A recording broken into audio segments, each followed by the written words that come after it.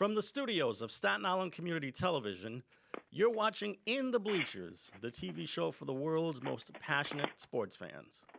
Hello, everyone. I'm Jaime Hixson, joined by my dear friend on the phone. The hottest, the baddest, sexiest man on cable access TV. Yours truly, the man of the hour with the power. That's right, ladies and gentlemen. I will always tell you the truth, no matter how much in trouble Jamie gets me in trouble, or the three-headed monsters that are at CTV will encounter with me. You will always hear the truth from me. Hello, everybody. My name is Hector Bosa. That's right. So, our poor Mets.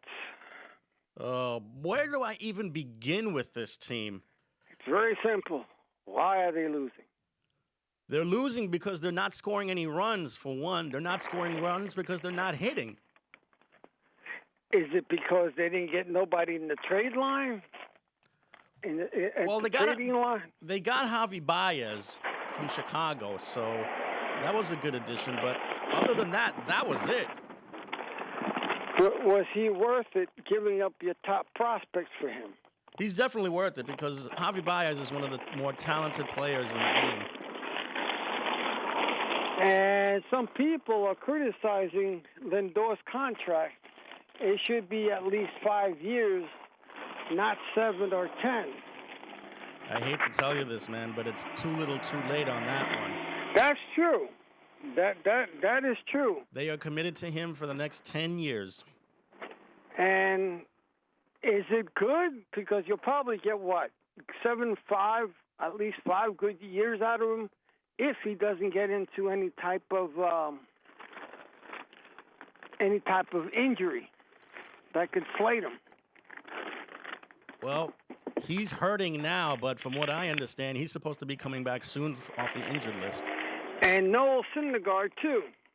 He's hurting. Thor's hurting bad. Yeah, he's been hurt for the entire season.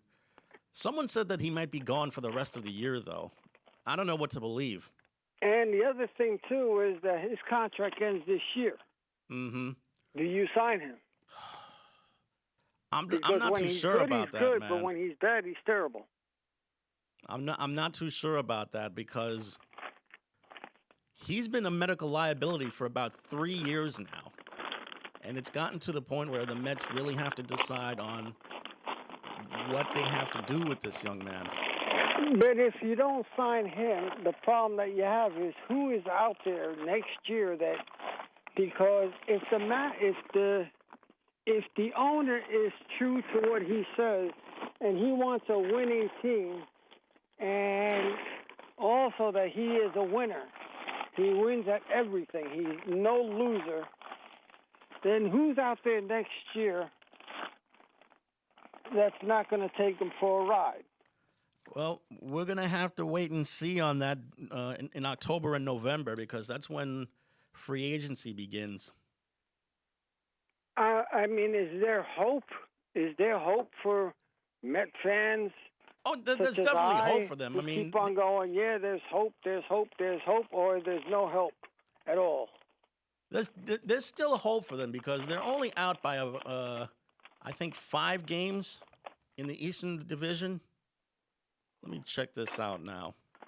Because Atlanta Braves is doing their damnedest. The Braves are playing great league. baseball.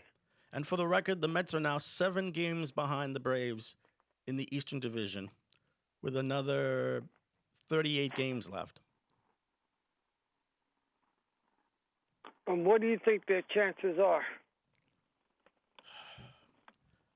The way they've been slumping recently, I don't think their chances are too good.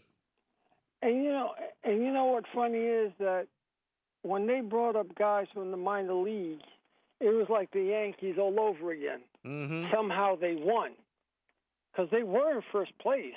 Yeah. So what happened between then and now? What happened? I mean, they just hit a wall. They hit a wall where they were just unable to score any runs. That must have been a damn tough wall because, good Lord. Good Lord Almighty. I mean, when they got hit hard. and that's it, you know. Mm-hmm. But how can they fix this? Who How do can they fix need this? that they already have that can come through for them? Easy. Start scoring some runs. Who's going to give them the scoring runs, though? Oh, Who in that Peter team can Peter pick up Alonso the slack? is the big guy in the lineup. Maybe this should fall on him. And for those people that don't know who the big guy is, who is that big guy that you're talking about? Peter Alonso, their first baseman. A guy who's probably more famous for winning 2 consecutive home run derbies. I mean, you look at his numbers. I don't want to say that they've fallen far, but Pete Alonso hit 53 home runs a couple of years ago. And then there was last year, which was a 60-game season, which I won't even count. This year, he's hitting the ball much better. He's at 28 home runs right now. And I'd like to see his run production go up a little bit more, but Alonso's hit some big home runs for them. I mean, we're all human beings, so we got to get into a slump. But has it been injuries or has it been just slumps? It's a combination of both. They're losing a lot of their key cogs. In addition to Syndergaard, they've also lost Carlos Carrasco, who just came back the other day and has already lost 2 games for them. So, who is the beacon of light that you can say, hey, you know what, it's a good time, we should be able to? Who's the beacon of light that we can concentrate on, that we can say, you know, it's worth it? I think you might have to look at Alonso. I mean, he's become the official team spokesman for the Mets, aside from the manager.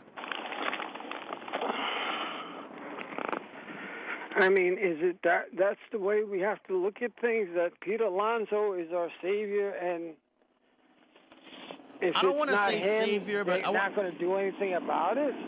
I don't like the word savior because Is that that, implies is that what we have to look forward to? One guy. I mean, one guy could only do so much. Mm-hmm. So are you saying to me that the rest of the team is so bad that they need this guy to produce that way in order for them to produce? First off, I don't like using the word savior because savior implies that that there's going to be some white knight in shining armor making their way through. I'd much rather use the term go-to guy. Okay. And the thing is, there's not too many go-to guys in the league. Very few. And the trade deadline already passed. I'm not sure what they could do. So that's the thing. Who do they say, hey, because Pete Alonso could only do so much. So you think that if he starts to go, then everybody else will go? Possibly. Is that They also what have you're to saying? pitch better, too. That he's the spark for the team. He's the guy that's going to be saying, okay, now is the time, ladies and gentlemen. This is the time. Once I start hitting, that's when they start having faith that they're able to do something too. I think it might have to come down to that, yeah.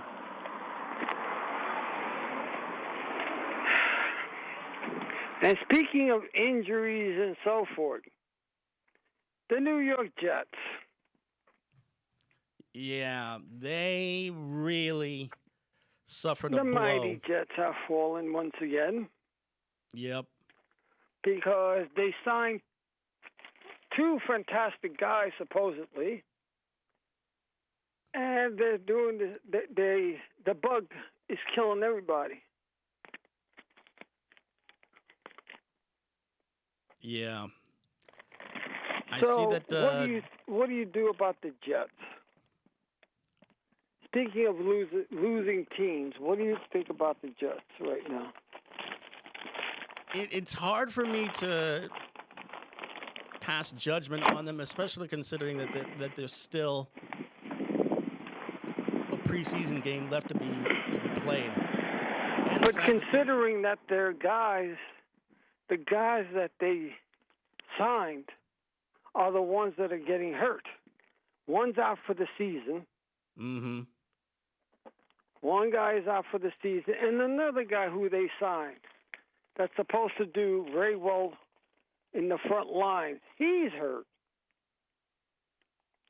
So again, who in the lineup that they have, can they still do a little something, or are they going to just fold again?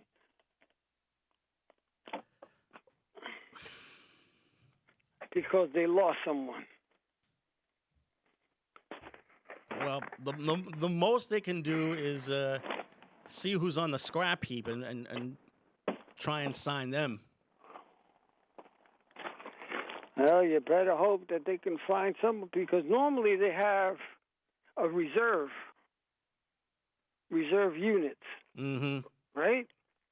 If I remember correctly, they have people that are on reserve that they can go and say, all right, we're going to sign you now, because, like Brock Lesnar, yep, he didn't even make it to the reserves. He just plays there, and they cut him quickly. Yeah. When he tried, I think, for Pittsburgh.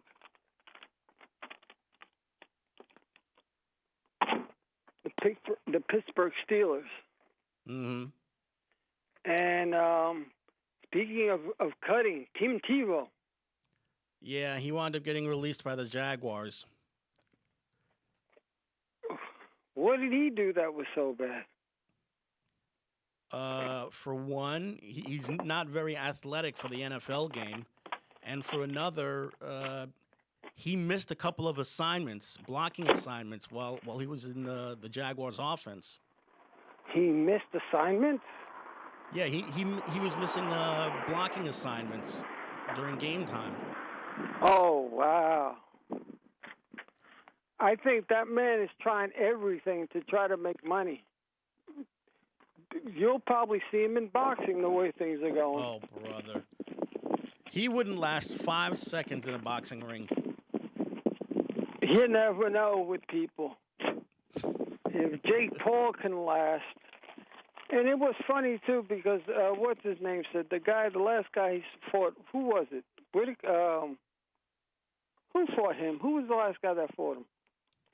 I'm not really sure. Oh, what's that guy's name? He's famous, too. A famous lightweight or welterweight. Oh, Floyd Jr. Yeah. He fought Floyd, and he says, I wanted to knock him out. I could have knocked him out, but I didn't. And I'm going, why didn't you knock him out?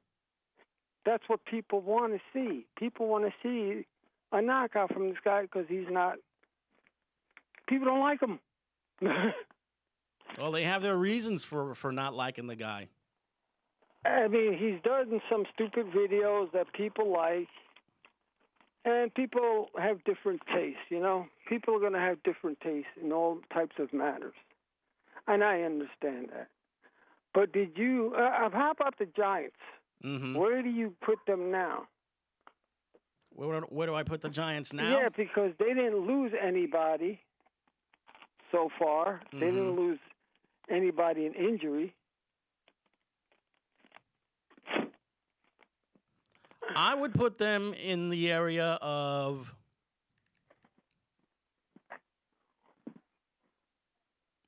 also ran. Wow.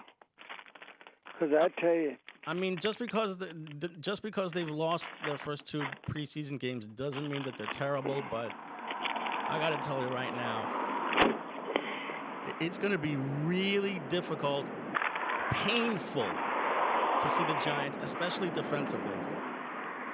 That Cleveland game, I tell you, it's like nobody knew how to play the run. They had no push against that offensive line of the Browns. Yeah, I understand. And it's going to get worse because the Giants have the Patriots to finish the preseason. If these guys can't show that they can do a pass rush, they're going to be in trouble.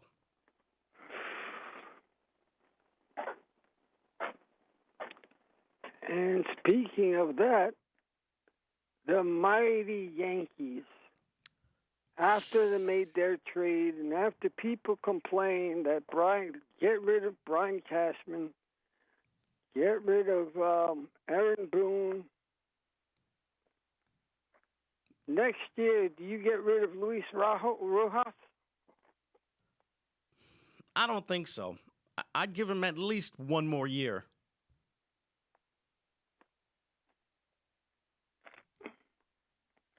You give that man one more year. I give him one more year. Because to be honest with you, the players seem to like him. And for another, but, he hasn't really been given that much to work with. That's also true, too. But remember, they were in first place for 2 months. That's right. That's the problem. If you're in first place for 2 months and you have a decent team, so you mean to tell me that the first 2 months were a fluke? An aberration. Wow. Not a fluke, just an aberration.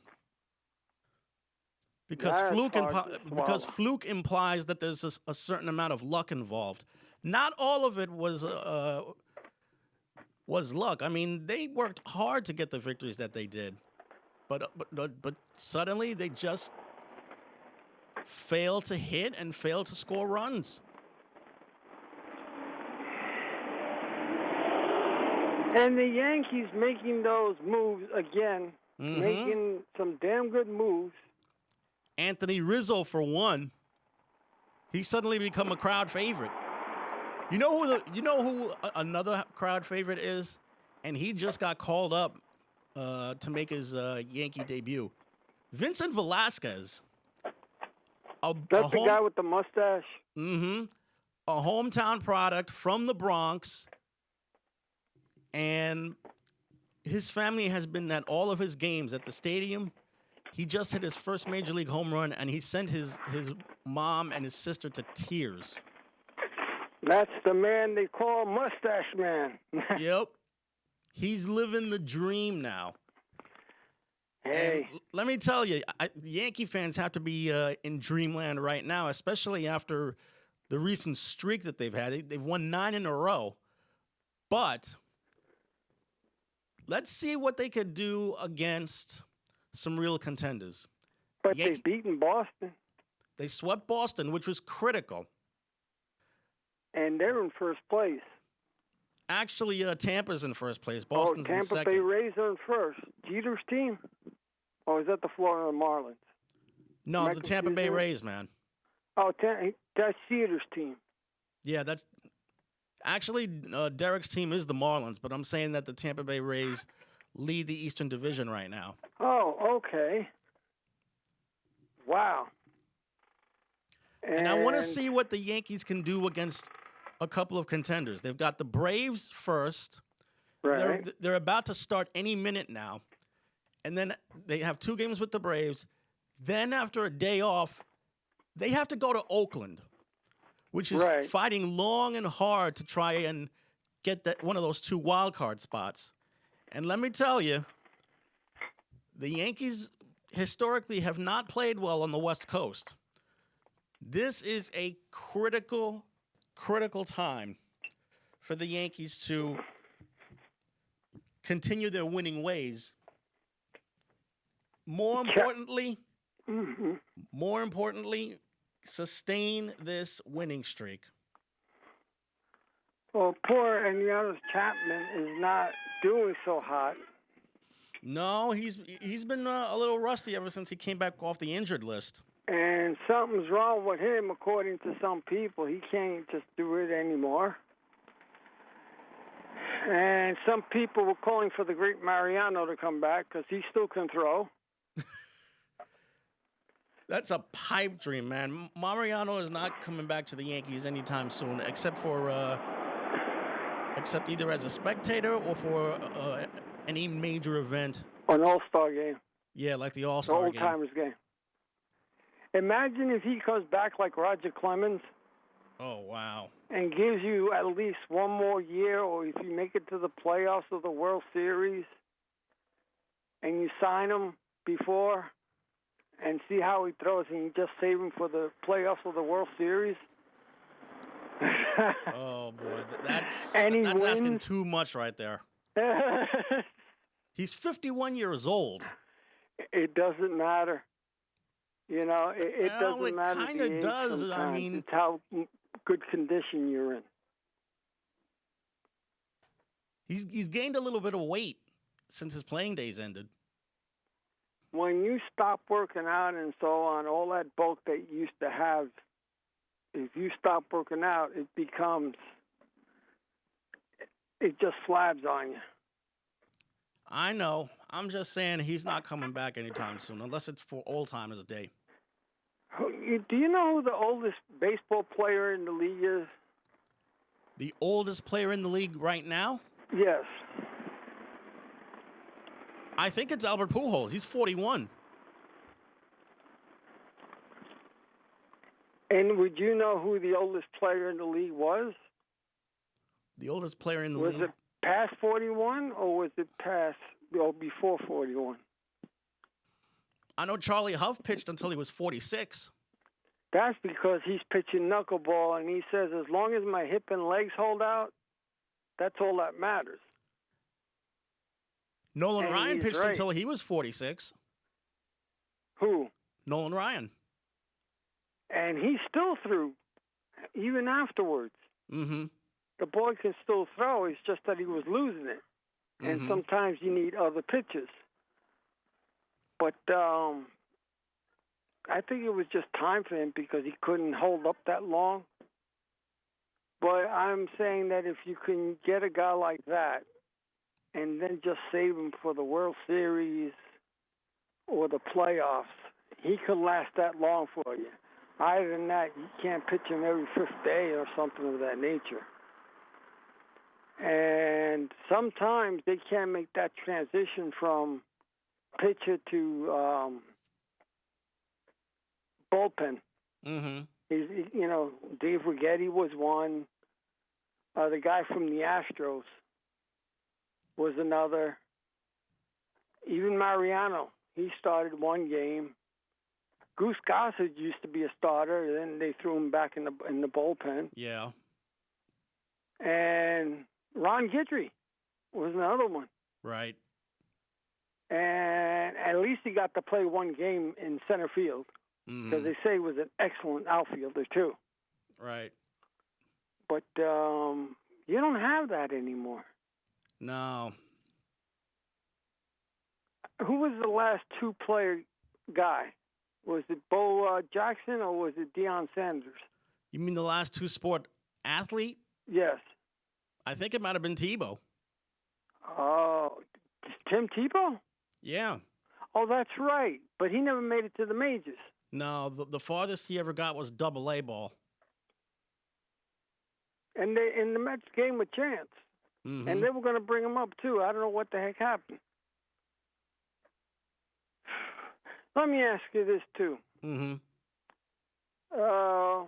It's a COVID question. Right. And that is, there are some football players that don't want to get the COVID shot. Should they be mandated or make it mandatory for them to get the shot so that they can play the game and not hurt the people around them? Doesn't sound like a bad idea to me. But there are people that are going, no, no, no, it's my choice. And there's a football player out there that's had COVID twice. And there's I also forgot the person's a name. coach. I forgot the gentleman's name.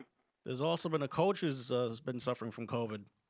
Yes, but is it because they got the shot or is it because he didn't get the shot? Because there is one football player that did not get the shot. He got to COVID twice. Mm-hmm. And they're still going to let him play on the football team.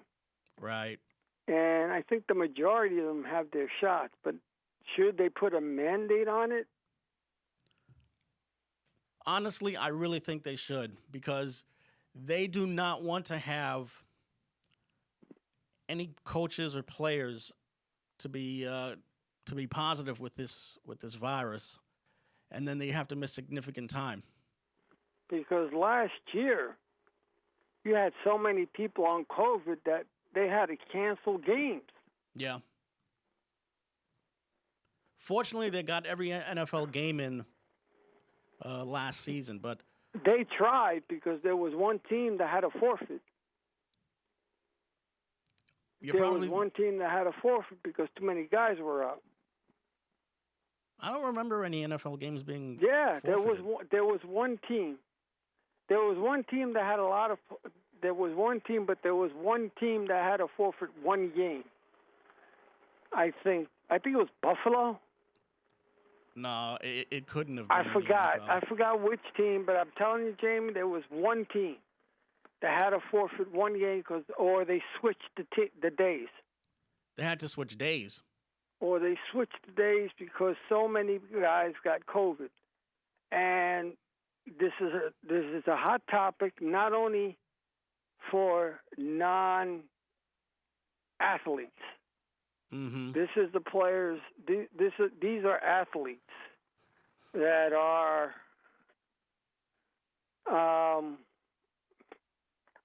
not taking care of themselves and not taking care of their fellow human beings next to them. Mm-hmm. And what scares me is that they'll say, "I don't need it because I don't have it. Because I'm immune to it or whatever." Or my pastor said this. No one can be immune to a yourself. dreaded worry about virus the guy like next this. to you. So no that's what I don't understand. No one can be immune. And you just said you would mandate it. I would mandate it for every team. Yeah. Baseball, football, because if you come in contact with so many people and you're seeing that certain states are rising up, like in Texas, in Florida. Florida's got it really bad. What other? New Orleans? Yeah, Louisiana. All them places, they're rising up to the top. I don't get it. I understand why. I understand the people that don't want to do it. But even the people that get it still don't want to do it.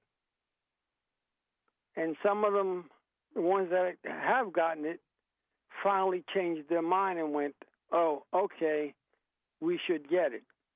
The percentage are very low that if you get it, you'll die. Mm-hmm.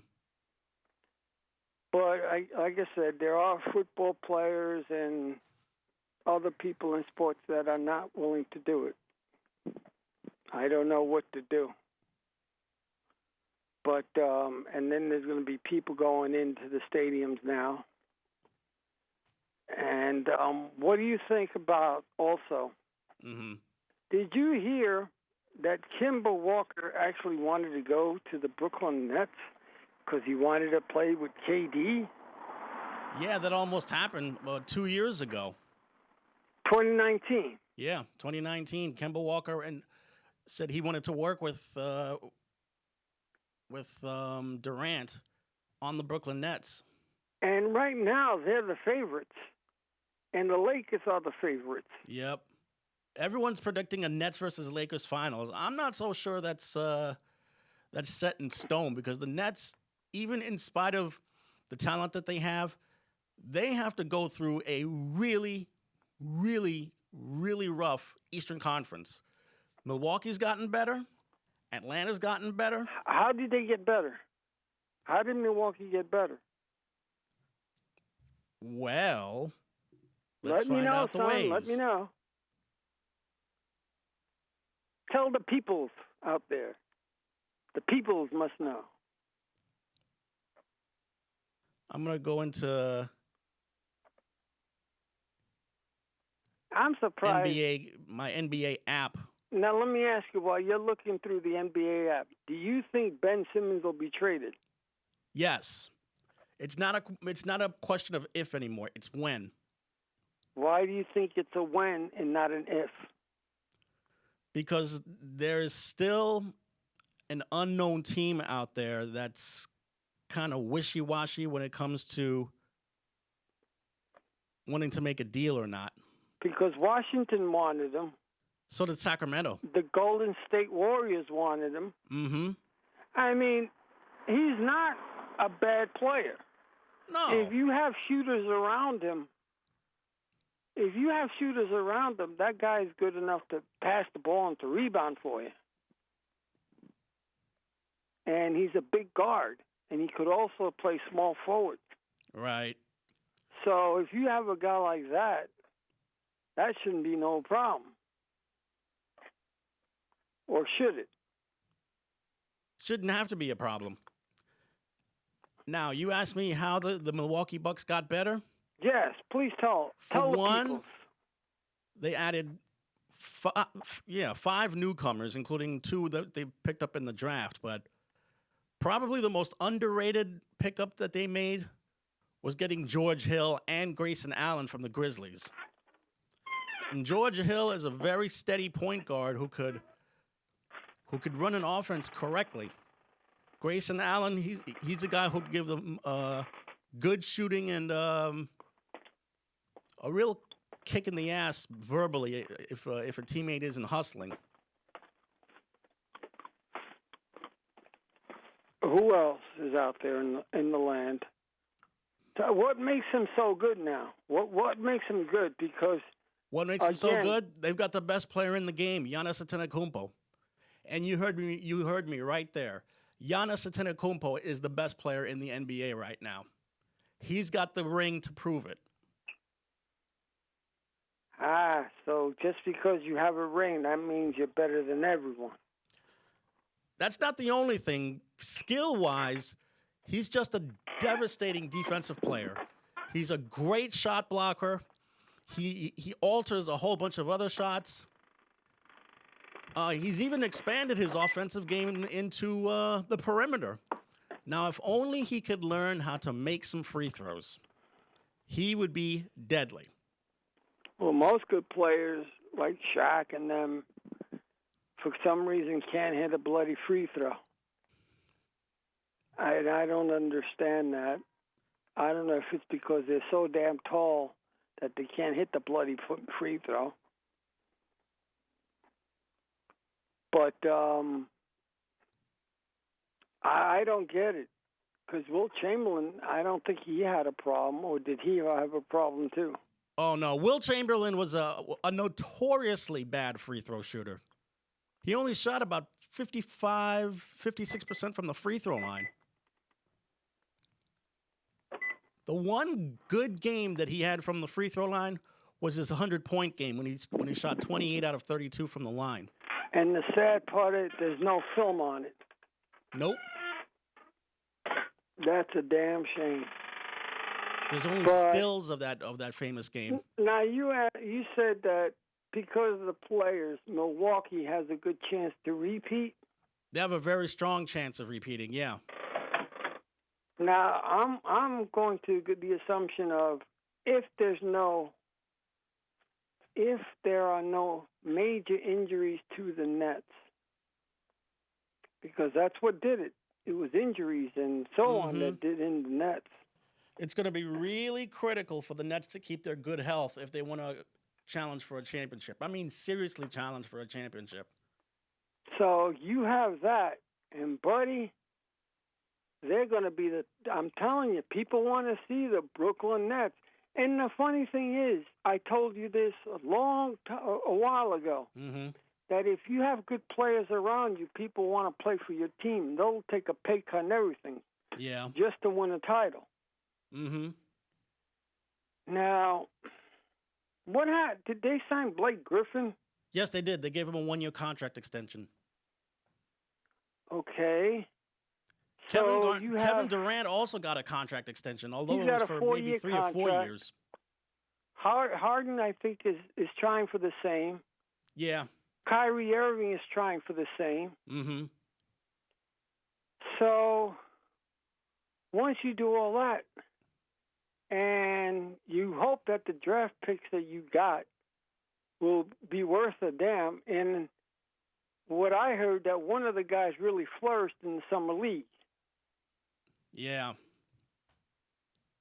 So now that you have one guy flourishing in the summer league, does that really matter, the summer league, to you? Or is it one of those things where you're going, oh, it's just a summer league. Wait until the real pros get in there. Let me tell you, there have been some pretty good players who've come out of the summer league and wound up being either really important role players or became major contributors to teams in the past. I mean, I don't know one off the top of my head, but these summer leagues can be very, very valuable for NBA teams. Okay, you said Atlanta made some improvements. Yes, they did. Why do you say that? Let's see. They got a good defensive player in Gorgie Deng. They also got DeLon Wright in a trade. And they also picked up a couple of guys in the draft. But the reason why they got better is because they had the experience. They counted on some major experience in the playoffs. Not only that, but they've got probably one of the best point guards in the game, Trae Young, coming back for another season. The funny thing is, I don't consider him that good. There's some about him, even though he's doing what he's doing, but for some reason he doesn't stand out. I totally disagree. This kid has grown by leaps and bounds as a shooter and as an assist man. Because, I said when the Knicks made the playoffs, I thought that the Knicks were going to beat the Hawks.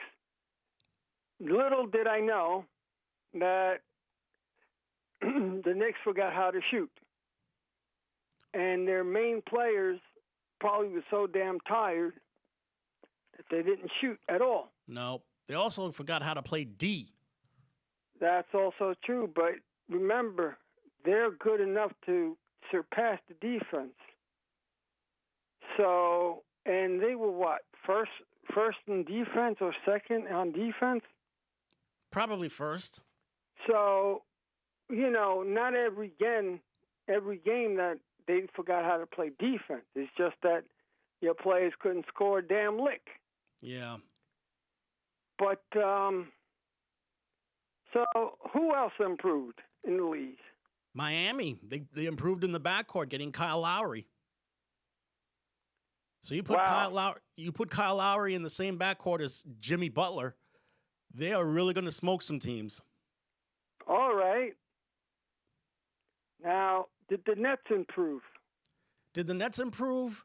Yes, the Nets definitely improved by leaps and bounds. How did they do that? How did they improve? Tell me. Well, for one, they really loaded up on draft picks. They got 5 players coming out of that draft. They also signed Patty Mills to be the backup point guard to Kyrie Irving.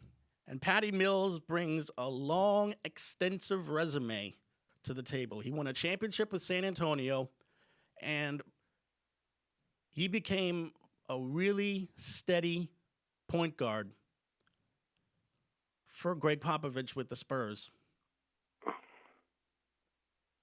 Now, let me ask you this. Mm-hmm. Did the New York Knicks improve?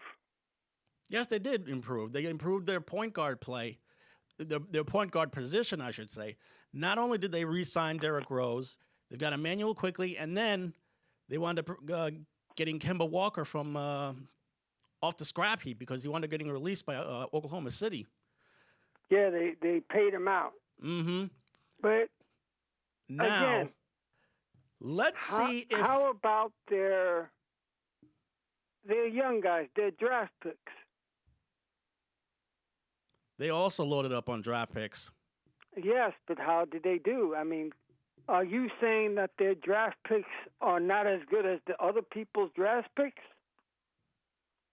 Not that they're not as good, but they're more unheralded. because from what I've read, they were exceptionally well. Mm-hmm. Obi Toppin ripped the damn place up. Emmanuel Quigley, that was a funny one too, because after the first game, they were saying, "Oh, he can't be a point guard. Oh, he can't." This is one game in the summer league, and they're saying, "Oh, he can't be a point guard." Then, as soon as he scored and did passing, the second write-up was, "Oh, Emmanuel Quigley, you have a diamond in the rough." Mm-hmm. And I'm going, "You're ridiculous. First you kill him, and now you praise him, and that was just one game." So you have one game that you're going Emmanuel Quigley. So, and then you got the other guy, Simmons. They said that he tore the league up too.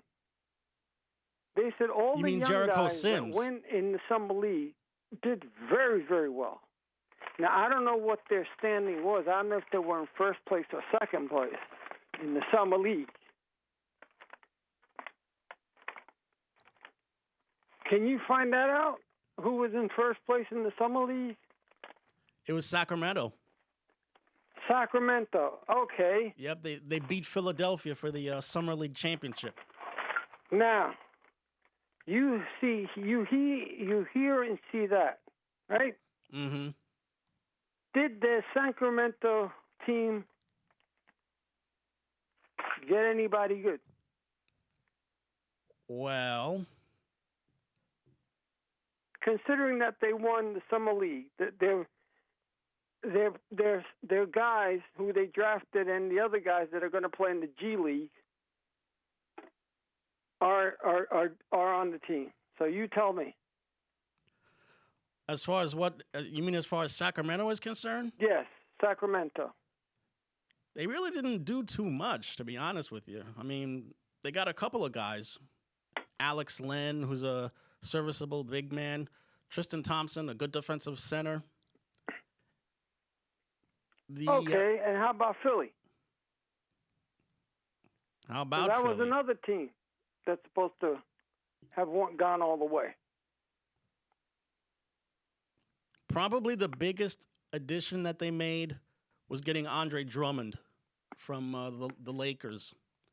And they also added a good defensive big man, George Niang. Their draft picks were pretty modest, if you ask me. Jaden Springer, Philip Petruzzi, Charles Bassey. Jaden Springer might be the kid to look at for next year. Okay, where did the Knicks land then? Where did the Knicks land? Yes. You mean as far as the Eastern Conference standings? Yes, in the Summer League, yes. Oh, in the Summer League? Yes, in the Summer League. Let me find that out for you right now. Because here's the thing. I'm going by what I've heard and what I've read. And they're saying that this crop of players that they actually got drafted are going to be very, very good. And that the Knicks should go at least to the second round. And for the record, Sacramento and New Orleans were tied for the top of the Summer League standings, and the Knicks were sixth. They were sixth in the league. Sixth in the league. And now, what does that tell you? It tells us that you can't really look at the Summer League and think that you're going to have a great season. I mean, it's just like preseason in the NFL. I remember many years ago, the Jets were coming off a playoff season. This is 1992. The Jets actually won all 5 of their preseason games. But what did they do in the regular season? They lost 12 out of 16. And that was also the year that Dennis Byrd wound up being paralyzed in the game. That's a damn shame. Yep. Unfortunately, he passed away a few years ago in a car accident in Oklahoma. So Yeah. And There's your that's story the way right there. it goes. But And I just got an alert from the Yankee Braves game. Giancarlo Stanton just hit a home run, so the Yankees lead 1-0. oh dear God, he's actually doing something. He's playing very well. He's hitting over 300 during this winning streak. Is that because he actually is playing the field? Yeah, he's playing the outfield now. I think he's playing either left or center field or right field. I wonder if because he's playing the outfield that he's doing very well. It might be a coincidence, but I think the fact that he's been able to play the outfield now has galvanized him. I hope he keeps it up, though. I hope so too, because he's hard to get rid of. Yeah. Another, what? 7 or 8 years left on his contract? Yeah. You know, I know players got to make money and they got to secure themselves, but that's a lot. Yeah. You know, that's a lot. I'm surprised someone don't go, you know what? 5 years is good enough.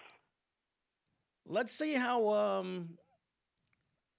much he can do for the rest of this season and also next season, because next season he'll have completed 5 years with the Yankees, and that means he'll get his 10-5 rights. In other words, if you play 10 years in the league, including the last 5 with the same team, you automatically get a no trade clause in your contract. Yeah, but But so far he likes it here. It's heavy. It's a heavy contract, but you know, I'm looking, you know, because they're saying Obi Thompson's numbers are great or good. Emmanuel Quigley did very well himself. Yeah.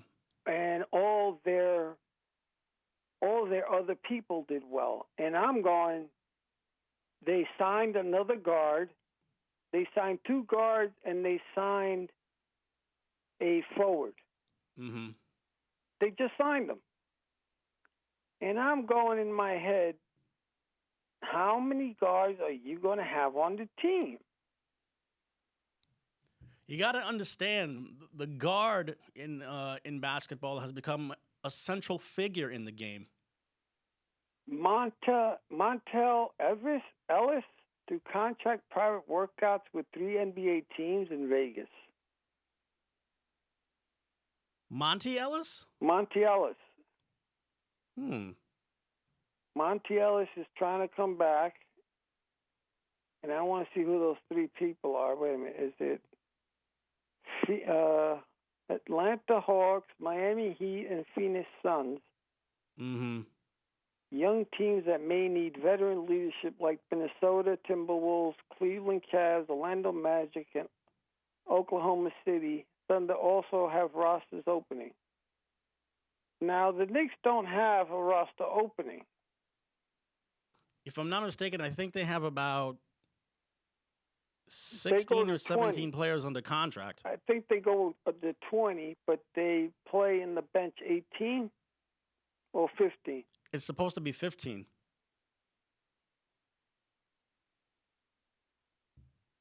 You know, and do you think, considering in that division, do you think that they can make the second round of the playoffs? Possibly. But they really need to have all of their horses 100% healthy. And 2, they've got to get more production out of Julius Randle, because he was a no-show against the Hawks. But that's why they got Kemba Walker. Mm-hmm. And that's why they got this guy Butler.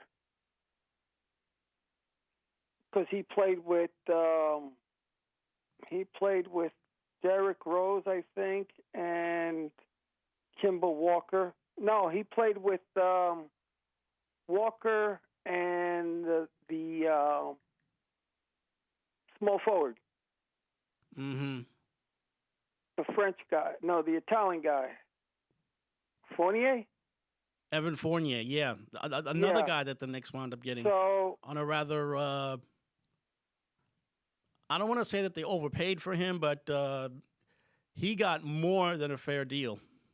here are the guys that are in free agent right now: Paul Millsap, J.J. Redick, Avery and Bradley, DeMarcus Cousins, Jeff Teague.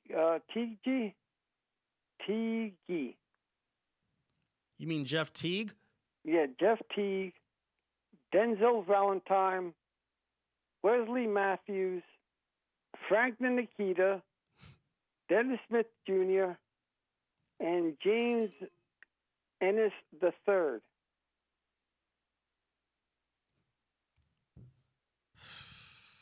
Now, these guys are out there.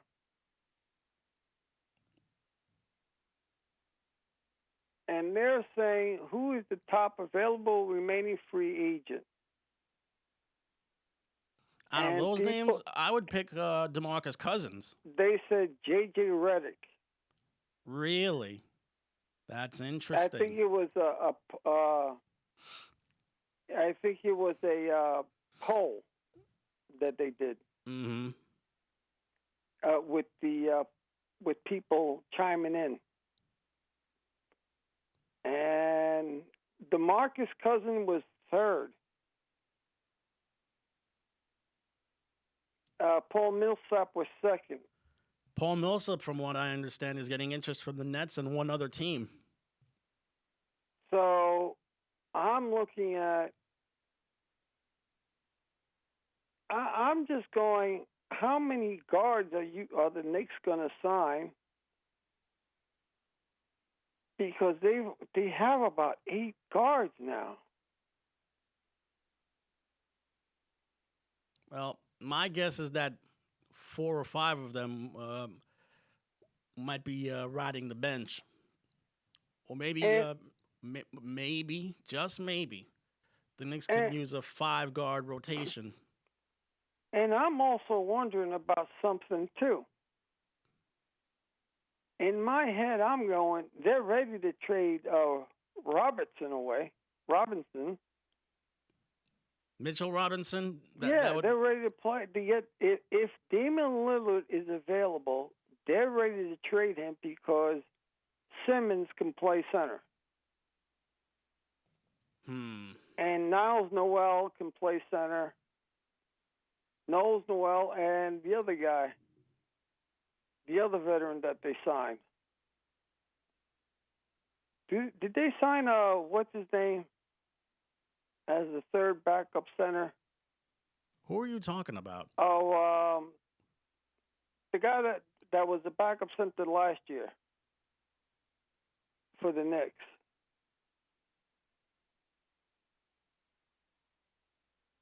Let me look that up. And they're saying that Cam Thompson did very well in the summer league, and so did Obi Toppin. The problem with Obi Toppin is that you got your all-star playing the same position.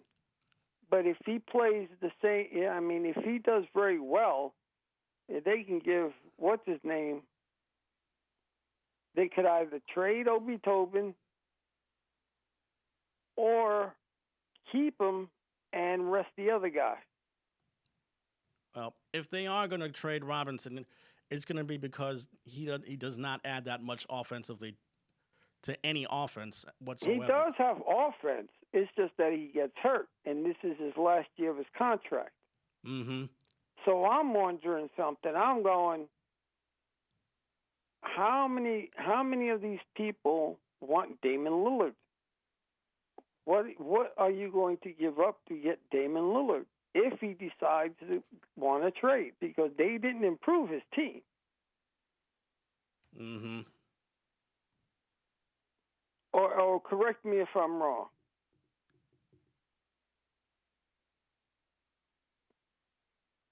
Did they improve the team? Did the Blazers improve their team? Yes. Not by much. Ben McLemore, Tony Snell, Cody Zeller, and their only draft pick was a second rounder, Greg Brown III. If anything, they got much weaker. Not only did Carmelo Anthony leave to go to the Lakers, but Enes Kanter signed with the Celtics, and one of their backup big men, Zach Collins, signed with San Antonio. Now, can you blame Carmelo Anthony for going to the Lakers too? He wants a championship, for crying out loud. Damn right. But does it, again, there are two super teams in the league. Who are they? I know one of them is the Lakers. And the other one is? The Brooklyn Nets. Damn right. So you got two super teams because you got about 5 all-stars on each team. Mm-hmm. That's insane. Speaking of the NBA, they just released the schedule for this coming season. How does it look? Oh, it looks really good. As a matter of fact, opening night, which I think is October 19th, opening night is going to feature the Nets against the Bucks in a rematch of last year's Eastern Conference semifinals. And then there's the Christmas Day game. Christmas Day is going to have the Knicks. I think they're going to be playing against the 76ers. And Christmas night, Nets and Lakers. Oh, Dan, that's a game. Everybody, if they're in contention for first place, that's going to be a hell of a game. Mm-hmm. If nobody gets hurt. Oh, I wanted to say CM Punk, AEW. Yeah, it's great to see him back in the ring once again, even if it was for some mic time. And also Daniel Bryan, or Bryan Danielson, AEW. Daniel Bryan went to AEW also? Yes, Bryan Danielson did go to AEW. I see. Also known as Bryan Danielson or Daniel Bryan. I guess he's going to have to go back to using Bryan Danielson as his name. Yes, the Red Dragon, and also probably Adam Cole. And also The Fiend may go to AEW.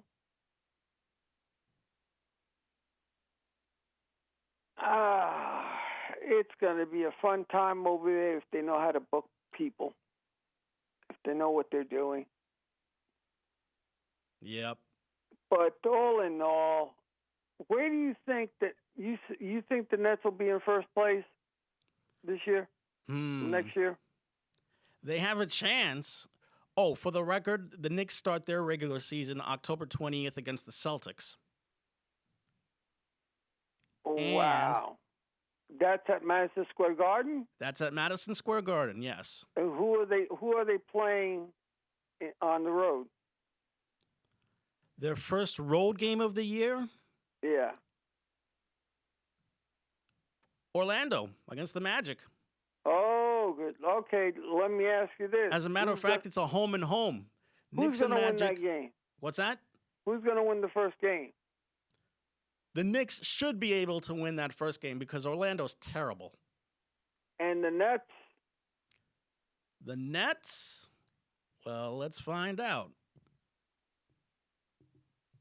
You just told me, and I forgot. I said, I mentioned before that the Nets' first game of the year, October 9th. Just so happens to be October 19th against the Bucks.